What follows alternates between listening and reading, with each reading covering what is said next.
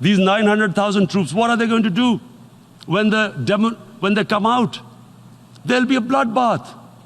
The invocation of phrases such as pogrom, bloodbath, racial superiority, pick up the gun, and fight to the end reflect a medieval mindset and not a 21st century vision.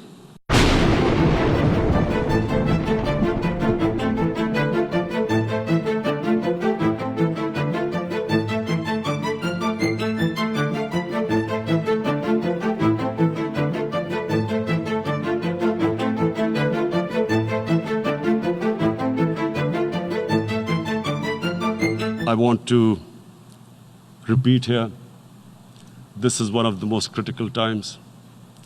There will be a reaction to this. Pakistan will be blamed. Two nuclear-armed countries will come face to face like we came in February.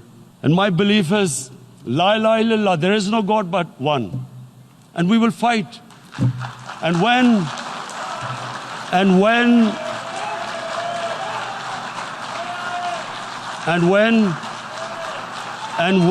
a nuclear-armed country fights to the end, it will have consequences far beyond the borders.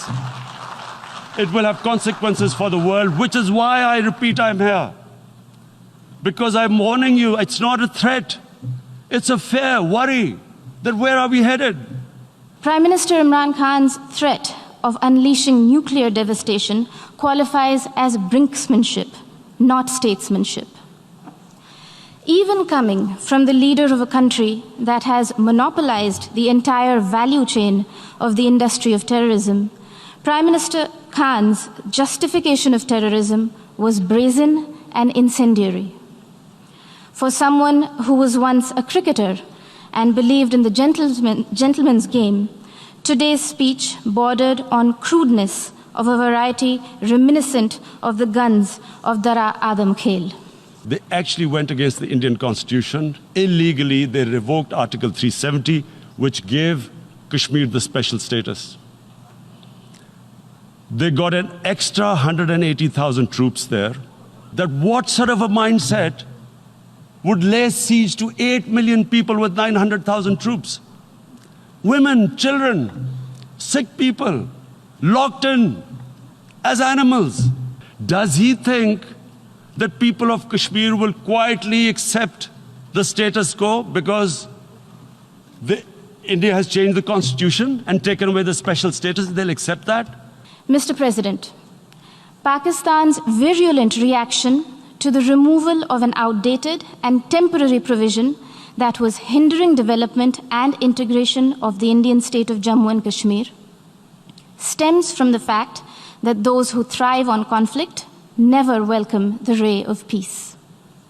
While Pakistan has ventured to upstream terrorism and downstream hate speech there, India is going ahead with mainstreaming development in Jammu and Kashmir. Mr. Narendra Modi is a life member of RSS.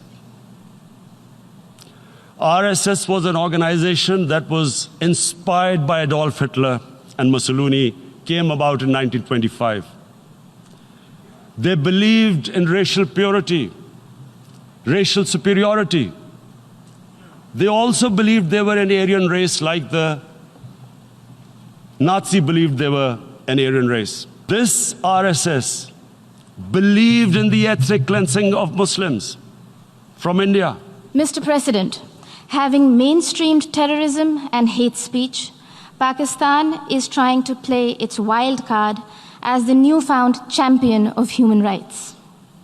This is a country that has shrunk the size of its minority community from 23% in 1947 to 3% today, and has subjected Christians, Sikhs, Ahmadiyas, Hindus, Shias, Pashtuns, Sindhis, and Balochis to draconian blasphemy laws, systemic persecution, and blatant abuse and forced conversions. Their newfound fascination for preaching human rights is akin to trophy hunting of the endangered mountain goat, the markhor. This is openly stated. You look at the the founding fathers of RSS, Golwalkar and Savarkar. Just Google them and you'll find out. And this ideology of hate is what murdered the great Mahatma Gandhi in 1948. It was this ideology of hate that made Narendra Modi in 2002 do a pogrom against Muslims in Gujarat when he was the chief minister.